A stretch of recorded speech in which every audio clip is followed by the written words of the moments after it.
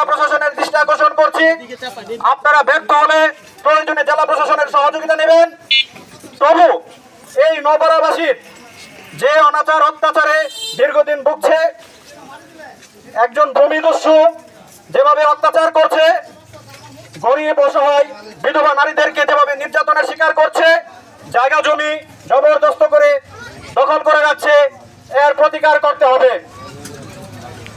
এই বদিউজ্জামান বাবুল, আমি শুনেছি উনি আর্মি থেকে বহিষ্কৃত হয়েছেন, আরো শুনেছি উনি নাকি আর্মিতে সশস্ত্র কোনো পদে ছিল না, উনি সামরিক ভাবে যে বিভিন্ন প্রকল্পের জন্য নিয়োগ দেওয়া হয় তাতে ছিল।